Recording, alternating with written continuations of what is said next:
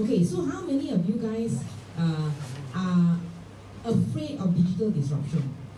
Okay, you have a choice. Either you're afraid of it or embrace it. So you decide. Okay, how many of you guys are afraid of digital disruption? Okay.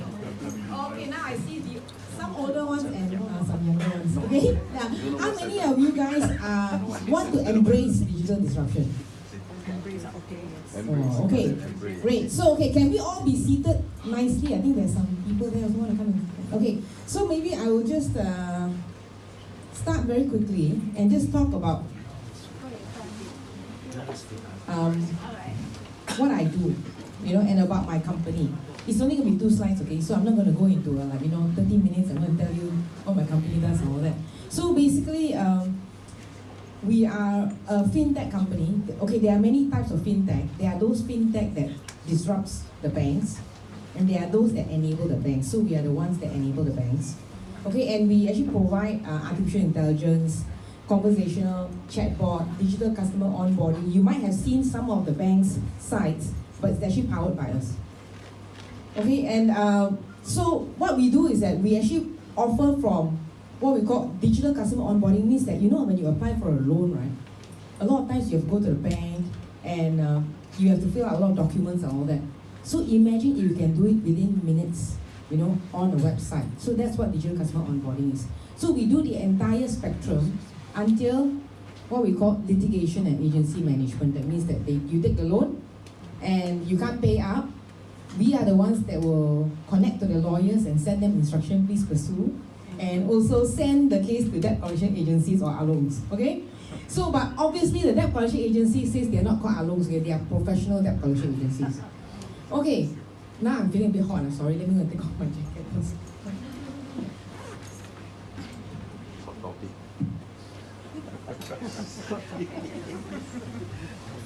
Okay, I think it must be the lights. Okay, so I'm going to talk about what is disruption. So, and then I'm going to talk about the industrial revolutions. Do you guys know that there are 4 industrial revolutions? I'm going to talk about the first industrial revolution and see which industrial revolution you're from. Or what? So, okay, let me explain first. In the 1765 to 1870, there was they invented the steam engine.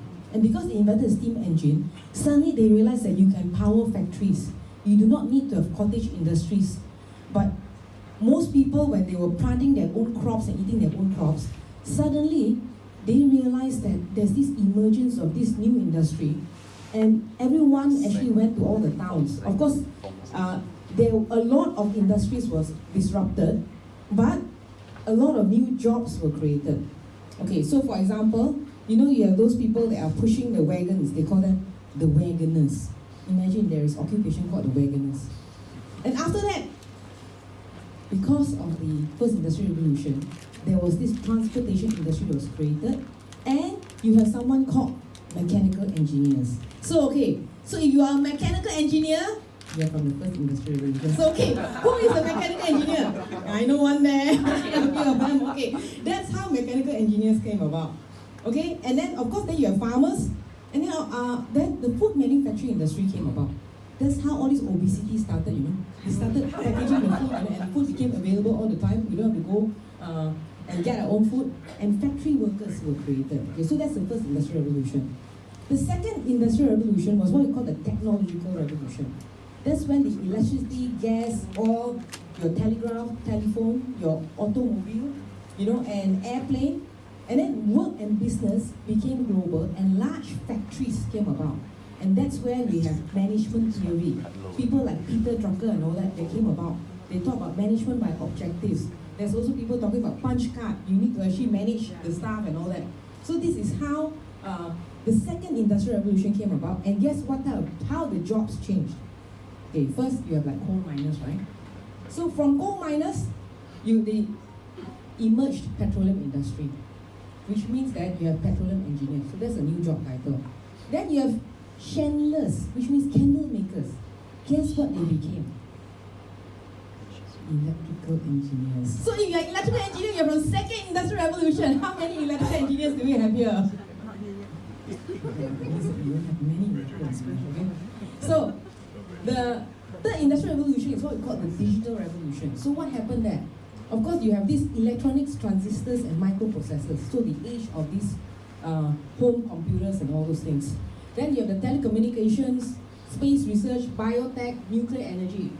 And work and businesses truly became global. So guess how the jobs have changed? So first, of course, is that this is your computer. If any of you guys still remember computers that way, those are the first Macintosh. And anybody remembers this mobile phone? Yeah. Wow, some of you guys remember. So if you are proud carrying that mobile phone, I don't know, third industrial revolution. But guess what? Because of the industrial revolution, do you know that I go out with my staff, right? And nobody talks to each other. Everybody's on their phone. They are like probably texting each other. You know? And then at Valentine's Day, I go and sit somewhere and I see couples, they're not even talking. Each of them are on their phones. So it really is what we call disruption. You know? And so the next one was, there's new job creation then in the third industrial revolution, which is computer engineers. Okay, how many of you guys are computer engineers? System analysts or from IT industry? Yay, third industrial revolution, okay. Okay, and then you have aerospace engineers, bioengineers, and guess what? For the first time, social media marketeers. Okay, social media marketeers, anyone? My team of social media marketeers are here. Okay. Okay, so to recap, just a quick one on the first three industrial revolution, right? People say that all this industrial revolution disrupts, is true. But guess what? More opportunities are created. And what type of opportunities is increased demand for highly skilled people and good leadership. Okay, so so now what's happening now with the fourth industrial revolution? Are any of you guys from the fourth industrial revolution? Okay, so I think one thing is that, of course, it's the age of the internet. All of us know. You know, you can Google anything. You know, I learned how to cook from the internet. I learned how to wear my makeup from the internet. Seriously, it's like you can learn anything from the internet. One of my friends started a billion-ringgit company from internet. From logistics company, he transformed himself to something else because he would just watch something on YouTube and he said, okay, my father can buy that company and I can start a new business. You know, so it's the age of digitization, virtualization, and of course, there's things like Internet of Things, 3D printing, AI, cloud. Okay, if you're not very familiar with all this, never mind, because later I will talk about more of how this industrial revolution affects you. Okay, so, but there are also wearable and implantable tech. This is, when we talk about Internet of Things, do you know that now, right, when you are sick, you might go and see a doctor. Next time, especially if you have those implantable tech, they might go and plant valves on you or other kind of stuff. You might actually see a biotechnician or something like that. Some skills that never was required will now emerge, just like what you saw. Okay? So, how do we know that things are changing? Do you know that 47% of US jobs were fundamentally changed by computerization? So we know that. Now, if you tell me that, you know, a company has no automation, you actually be very worried, even if it's a small, medium enterprise. Then, of course, 64% of businesses around the globe are successfully growing their profits, because in the age of disruption is the age of great opportunity. You know, I had the privilege of going to Stanford and take a course, not that I'm a Stanford student, took a course there, okay? And I realized that when I met some people from Brazil, Argentina and all that, some of their companies just started, but they had all these ideas, they went on the internet, they started selling stuff and all that, and in a very short time, they were like a 300, 600 man company. It is the age of opportunity for those who knows how to seize those opportunities. Okay, so, but what is that disruption? One disruption that's very close to your heart is something called retail apocalypse. Have you guys heard of it? The retail apocalypse, I tell you now, Cold Storage also closing. Seriously, so many of the Jaya grocer, I don't know which ones are. Sometimes I go to the shop and I say, where is the shop? Okay, the retail apocalypse affected America first. That means all these Barnes and Nobles, they are huge in America. Radio Shack, one by one, started filing for bankruptcy. Toys R Us. When I first heard that Toys R Us are filing for bankruptcy, I was thinking, oh no, you know, my daughter loves going to Toys R Us. And the one closest to every woman's heart, Forever 21. Okay? And this is quite new, you know, this is like a month or two ago, Forever 21. Okay, in which it says here, and if you read the caption, apparel retailer, this is actually from Business Insider, you know, has filed for bankruptcy and will soon cease operations in 40 countries and close to 350 stores globally. And the reason why is because a rise of retail apocalypse is hitting us. Okay, and guess what? At its peak, Forever 21 made $4.4 billion in revenue. That means it doesn't matter if you're a giant. If you don't ride this age of disruption, you will be disrupted. Okay? So, here, who stands to gain from a disruption? This is a very interesting story. I realized that a lot of stories trace back to history. If you see history and there are patterns, histories will repeat itself. So do you know that back in the 1849, there was this California gold rush? And they found gold in California. But do you know who became the first millionaire in California? It wasn't anyone that dug gold. I'll show you. It's this guy called Sam Brennan. So you know what he did? He is the one that he found gold in the river, and he owned a small little shop. He went and bought all the picks and shovels that could be found. Then he went and told everyone, show some gold dust. I found gold. Everyone went and bought picks and shovels from him. And he became the first millionaire, you know. And the other person was Levi Strauss. Levi Strauss was selling those canvas material and all that. And while people were digging for gold, they realized their pants keep breaking. So someone said, how nice if you can have pants that doesn't break. And he actually used and improvised, and he also became so super successful. So there came this wording that says, during a gold rush, sell shovels. Okay, why do I say that? You see, just now I was saying that we're a fintech company, right? When we help, let's say, startups and other fintech players or banks develop technology, one of the things we do is that we are selling to them shovels. We can actually decide that we want to go into this business, that business. But do you know that a lot of businesses, especially their startups, they are not making money. They need to raise funds. The people that are making the money are the one that says, it's easy, I sell shovel, I make money straight away. I don't need to worry about business model and fundraising. Okay, so back to who stand again from a disruption. Here I'm going to talk about something else which has to do with vision. Do you know the Chinese government? They were the ones in 2017, they came out with this AI policy. And it's a government policy. They say that AI is going to be one of their national agenda. And they said by 2020, they want to be on par with the US in terms of artificial intelligence. By 2025, they want to be the leader in one of the specialty fields of AI. But by 2030, it's called world domination of AI. So that's the reason why if you look at China, China is a powerhouse. Because they actually have a vision, okay? And because of this vision and policy, you see, like, and financial services. Okay, this is part of Alibaba. So you can see that they became this highest value tech fin company. When I first saw it, I was thinking, it's fintech, right? No. Jack Ma said it's tech fin because there's more technology than financial there, okay? So he's the one that coined tech fin. And they are the world's most valuable unicorn with US $150 billion valuation.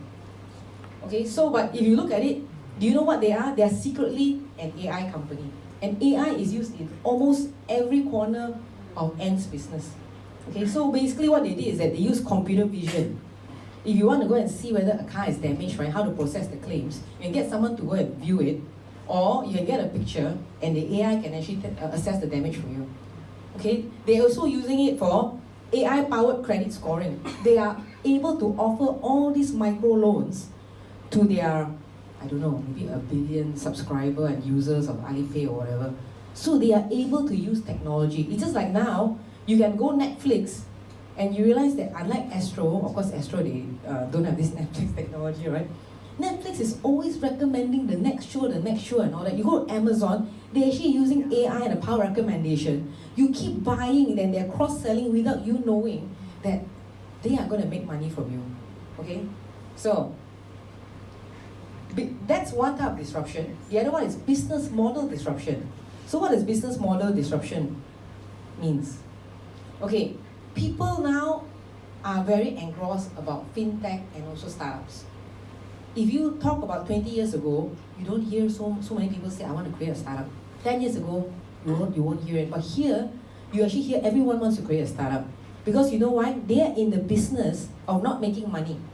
20 years ago, if you create a startup, you'll make money. If not, you will become what you call it, bankrupt, or Chinese called chaplak. Here is different, they'll go for pre-seed, seed, Series A, Series B. But basically what they are doing is that they are painting a story that one day when they exit, they're going to make it big. So they need to use money to generate money. So one of the very good examples is the once heralded unicorn. You know who, right? WeWork. So you see, WeWork, they are the most valued unicorn company at one time, 47 billion. Okay? And they had more than 5,000 employees in 280 locations. If you want to know what WeWork is, they are those like, what do you call it, like common ground, what do you call it? Co-working space. Okay, so, and they created so much hype, so that SoftBank invested in them. But guess what? Imagine if every time you grow your business, you need to buy a piece of property in a prime location. And you keep buying property. Guess how much money you'll be burning? You see, so even very smart people will say that, whoa, once you have a CEO that knows how to sell the vision, I'm going to buy into the vision whether or not it makes sense. So only later on, when they actually want to file for IPO, the people realize that they've been posting a loss of US 1.6 billion, and basically they think that they do not know when WeWork will ever make money with their business model. Okay? Then second one of course is Uber. Uber everybody knows that, right? Because now we have Grab here. But basically Uber also raised a lot of money. The reason why they went to so many countries and they did all this disruption because most startups with a very big story actually get money. But guess what? Uber has never been profitable. Okay, so you see a lot of people, even like me last time, will say that I want to go into e-commerce. Do you know that when you go to e-commerce, most of the time, you know how much money you're making? They're making a small fraction of the transaction. Meanwhile, they need to worry about logistics, technology, people, delivery, and all that. So even though someone may be telling you that, oh, my revenue is 100 million, 200 million, 300 million, the real question you ask is, what is your EBITDA? What is your profitability? And will you be profitable in how many years? So that's the question. So here I'm talking about ourselves, right? So I say that that's part of the reason why we say that a lot of times, sometimes our customers will say, hey, why don't you become a bank yourself? We say, no, thank you, we prefer to sell shovels. Okay? Okay, so I'm not going to talk about ourselves, but I'm going to talk about the Industry 4.0 paradigm shift. The main paradigm shift is that now, because of proliferation of data, we are in the world of what we call digital data. Which means that now, what do workers now need? And actually, I have a lot of staff, they always tell me, a lot of them will say that, because we have a data scientist unit, a lot of them says, can I be a data scientist? Because it's the greatest hype now. Everyone wants to be a data scientist. But guess what? My data scientist head told me that in a few years' time, it will change. People won't want so many data scientists anymore. Do you know why? Okay, let me explain why. In case you're a data scientist. Any data scientists here? Okay. Okay. The new Industry 4.0 requires us to reskill ourselves. We are still thinking that we need, like I said, data scientists, right? That we need to create the algorithms ourselves. We need to be very technical. That's actually not true at all. You need to be an ideal person. I realize that now a lot of people in the company, those that bring a lot of value, yes, we do need technical people, but it's technical people with ideas. It's people with ideas that can actually generate value. So if you are not a data scientist or a very technical person, there's hope for you, because there's this thing called the microwave concept. What is this microwave concept? And a lot of people still don't understand this. You see, let's say I want to create a good meal, right? Do I ask microwave scientists to build a microwave, or I just use it? Just use it lah. But now we see a lot of our customers, even big banks, you know what they do? They want to hire 1,000 people because they want to go and create the microwave. So we're saying that, let's say like banks, they have trade software, treasury software, loan originations. Why do you need to build something that's already readily available there? What you want to do is to create value for the business. Okay, so that's what the microwave concept means. So you can see like Walmart. You know, Walmart and Amazon has been neck to neck in a delivery war. And Walmart thought to themselves that if I actually use autonomous vehicles, I can actually increase the rate of delivery from my store. Food can be fresher and all those things. I don't need humans and all those things. But guess what? Are they going to build their own autonomous vehicle? They are thinking of partnering with a company called Neuro, because these people are niche in their area. Grab, what happened is that they just took a traditional model, actually they followed Uber, and they just thought of how do I digitize it. It's important to have what we call, to start, like I talk about an idea, right? It needs to start with what we call a bold digital vision. Okay, this is something that I also learned and I keep learning in my company. Do you know that every time we start a new business unit, we start a new venture, we create a new role, the first thing I always ask my staff to do is that, can you create a vision first? Because you want a role, you want someone to do QA. What is your vision for this person? And vision actually drives everything. So, to show you this, I'm going to talk about what we call business moments. Okay? You see, Amazon, right? You know that what Jeff Bezos said, he said the best customer service is if the customer does not need to call you and doesn't need to talk to you, it just works. That was his vision. That means that you don't need to call. You can't even call them, seriously. But it just works because they're using AI and data to actually do everything. But it started with a vision. And guess what? Apple, they were thinking at the future of healthcare. They said the healthcare market makes the smartphone market look small. There's over US $7 trillion in health spending. So you know what they did? Your Apple Watch, they give you an ECG function. You know what is ECG function, right? Is to actually detect heart attacks. And they said that, and this one of the guys here, he said, the Apple Watch saved my life. Even while he was in a resting state, his ECG was showing very high, and then of course the nurses all rushed him, and they actually managed to save him and prevent a heart attack. But basically, what changed all this company was, it started a vision. You need to have a vision to do something that's different first. If not, you won't even do it. Okay? Oh, okay, there's a music here. But this is JD.com now, right? Okay, anybody knows who is JD.com? You can see what they are doing here. They're using robots and AI. But do you know that the CEO of JD.com, his name is Richard Liu. Okay, what he said was this, in one of the retail conferences in 2018, he said he wants to create a company with 0 people. So do you know that he has this Shanghai flagship center, and JD.com is one of the biggest retailers in China. He can fulfill 200,000 orders with only 4 persons. He has robots traveling left, right, and right. He don't really need people. And do you know that you want to send a gift to someone, you just tell them the characteristics of your friend, and there is an AI that's writing a poetry. And do you know that when the US was talking about sending drones, they already send drones to do delivery. And their drones can fly for 15 kilometers and can carry up to 4,500 kg. So that's why when I'm telling you about China, China is very different. I have friends that went for China, they went for conference. One of my friends was a speaker. When he went there, he said, where do I register? What registration? When you send me your photo, you walk past, I already register you already. So China is actually very, very different.